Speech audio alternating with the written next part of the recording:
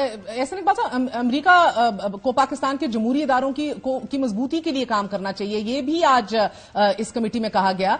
मगर अगर सूरत हाल इलेक्शंस तक महदूद होती तो सही है, मगर इलेक्शंस के बाद भी अगर वो रवैये कंटिन्यू करेंगे तो फिर अब एक मैंडेटेड हुकूमत इन प्लेस है आप लोगों की सूरत में। अगर लीडर जेल में भी हो, मगर अगर प्रोटेस्ट का हक ना हो, इजाजत ना दी जाए, लोग जो बाहर निकले उनके खिलाफ दहशतगर्दी के पर्चे कटेंगे, ऐसी सूरत हाल कितनी देर तक सस्टेनेबल रहेगी? आपकी हुकूमत के ऊपर पहली सवालिया निशान, और उसके ऊपर अगर ये सूरत हाल रही तो बड़े फैसले आप लोग कैसे लेंगे जिनकी शदीद जरूरत है अभी मुल्क को?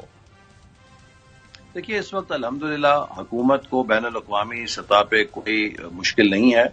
अमेरिका समेत तमाम ममालिक ने इस हुकूमत को तस्लीम भी किया है और इस हुकूमत के साथ उनका एक अच्छा वर्किंग रिलेशनशिप भी है। ये तो इस वक्त जो पीटीआई कोशिश कर रही है कि किसी तरीके से वो बैरूनी इमदाद के जरिए इमरान खान साहब को एनआरओ दिलवा दे।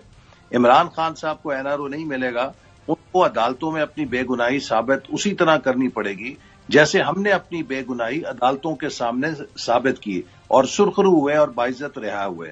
अगर पीटीआई समझती है कि उनके लीडर के खिलाफ झूठे मुकदमात हैं तो उन्हें अदालत में जाके उन्हें बेगुनाह साबित करना चाहिए। लेकिन अगर इसमें हकीकत है कि 190 पाउंड जो पाकिस्तान को आना था उसे खुर्द बुर्द करके अपने दोस्त के अकाउंट में जुर्माना जमा कराया गया सुप्रीम कोर्ट में और उसके एवज जाती फायदे लिए गए, अगर ये दुरुस्त है कि आपने तोशा खाना को प्लंडर किया, अगर ब्राजील का सदर साबिक जो है वो पकड़ा जा सकता है तोशा खाना के तोहफों को बेचने में, तो वजीर आजम पाकिस्तान का क्यों नहीं पकड़ा जा सकता? वो तो खुद कहता था कि वो कौमें तबाह हो जाती हैं जिसके बड़े छोड़ दिए जाते हैं और छोरों को पकड़ लिया जाता है।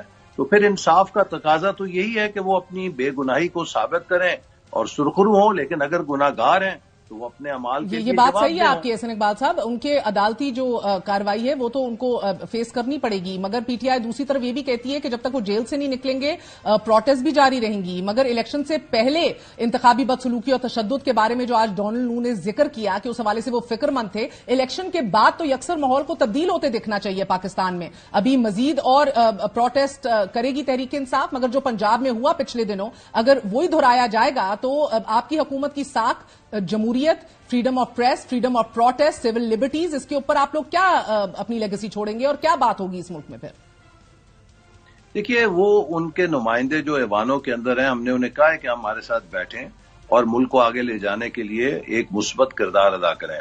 जहां तक इमरान साहब की रिहाई का ताल्लुक है, उनके खिलाफ केसेज हैं और जैसे मैंने कहा कि उनको अपनी रसीदें पेश करनी पड़ेंगी ना। दूसरों को कहते थे रसीदें दिखाओ, जब अपनी रसीदों की बारी है तो कभी अमेरिका रोके जाते हैं, कभी आईएमएफ को कहते हैं बचाओ, कभी अमेरिका के ऐवान नुमाइंदगान को कहते हैं कि मुझे बचाओ।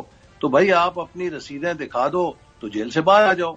अगर आपके पास रसीदें नहीं हैं तो फिर आप चाहे अमेरिका छोड़ के चांद पे भी जाके मुजाहरे करें, फिर आपको अपने करने की सजा जरूर मिलेगी। बहुत बहुत शुक्रिया।